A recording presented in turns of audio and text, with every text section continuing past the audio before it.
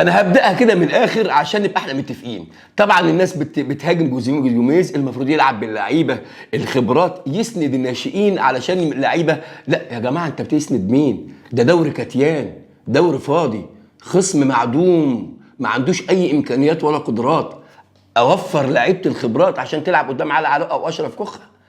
قدام مين؟ الدوري بتاعنا فاضي، ما فيهوش فيه لعيبه جامده. ما قدامش، انت بتلعبش في الدوري الانجليزي عشان تقول لا يا عم، لا ده انت بتلعب في الدوري المصري، اسوأ دوري في التاريخ. الدوري المصري احنا ما عندناش كوره. ده حتى الاهلي اللي هو احسن، اللي هو بطل الدوري، ما بيلعبش كوره، ما بيعرفش يلعب التيكي تاكا يطلع بالكوره. ما عندناش كوره في مصر. بيراميدز اللي بينافس النادي الاهلي فرقه فاضيه ما عندهاش كوره. فبلاش طبطبه بقى عشان نطبطب على اللعيبه ونديله فرصه. احنا شفنا يمين يامال عمل ايه يا جماعه؟ لامين يامال في اوروبا احسن ناشئ في البطوله. الكوره كده، اللعيب الموهوب بيبان وفرصته مش مستنيه تنقله الخصم. لما انت خصم شفت قدام البلديه بالعكس، ده البلديه اللي راحت وضيعت. فانت لا جوزيه جوميز غلطان مين؟ يا ابن الدايخه انت، هو غلطان مين؟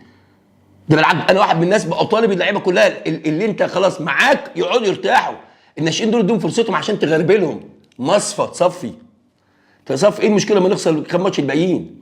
صفي بس على الاقل هيتنقي لك كام لعيب تكمل مع اللعيبه الاساسيين بتوعك ومع الصفقات اللي انت هتجيبها. بس بقى عندك فرقه تقيله، فرقه انت محتاج مراكز كتير، محتاج دكه بدلاء جامده هتقدر تنقي.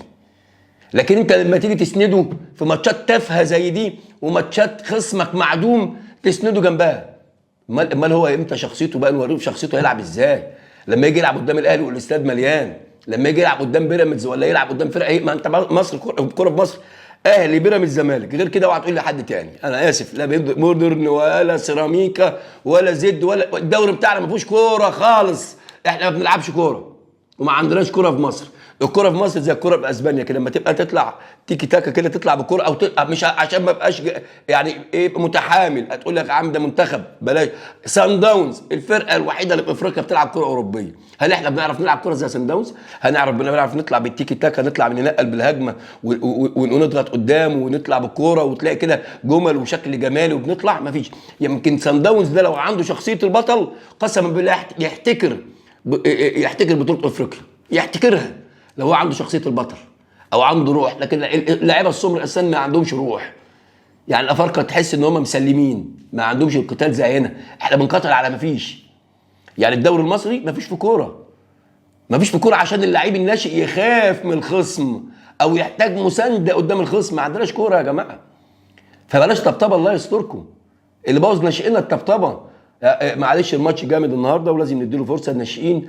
يعني معلش ما نحكمش عليهم. الاولاد برضو رهبه مين قدام 1000 واحد قاعدين في الاستاد؟ رهبه وفي دوري كاتيان، امال بيلعب في بطوله في اوروبا ولا بتلعب في البطولات زي ما انت بتشوف الدوريات ديت والدوري الانجليزي والاستادات مليانه والضغط والتكليك عليك والكره مش عارف ازاي والضغط العالي. هتعمل ايه؟ ربوا فيهم الكوره من صغرهم عشان يفيدوكوا لما يكبروا. ربوا فيهم ان هم ازاي يلعبوا الكوره ويستغلوا الفرصه عشان يفيدوك لما يكبروا. ولازم الكوره في مصر تتدمر بالكامل. احنا ما عندناش كوره خالص قسما بالله. لو كلمته ككوره ما فيش. احنا ما بنلعبش كوره، احنا دوري بيزنس ومصالح بس. ناس جايه تسترزق على على شعب مصر، ويكفي اللي وصل له شعب مصر يعني. خلاص بقى بينام من 10، خلاص نام بقى كله قفل وقعد، خلاص ما عندناش كوره، خلاص ما عادش الحال تعبان. وهو ده يقول لك ازاي الحال الكوره في مصر؟ ما عادش خلاص عندنا كوره في مصر.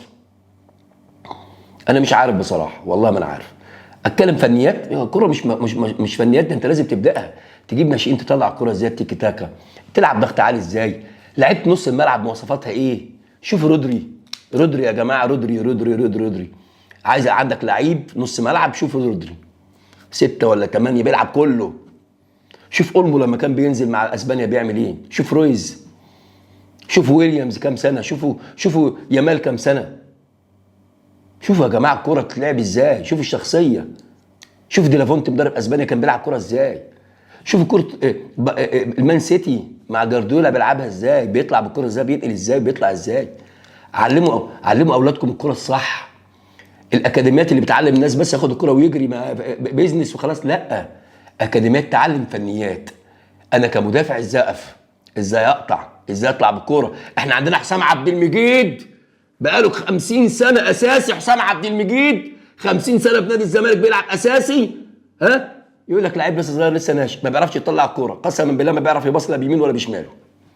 ما عندوش على الارض نهائي نهائي. ليه؟ لان احنا اول ما طلعنا ورا احنا كنا ناس مات بالكره المصريه. مات بمين يا عم؟ مات بمين يا عم؟ هل حسام عبد المجيد لما بيضغط عليه بيطلع كره؟ بيعرف يطلع كره على الارض؟ هل بيعرف يطلع كره على الارض؟ ومعاه فرق ولعب جنبه مع الفرقه الاساسيه من يوم ما دخل، والفرقه الثقيله اللعيبه الثقيله بتوعك بيلعب معاهم. حسام عبد المجيد بيتخض لما ما بيعرفش ينقل كوره. يا جماعه احنا ما عندناش كوره يا جماعه.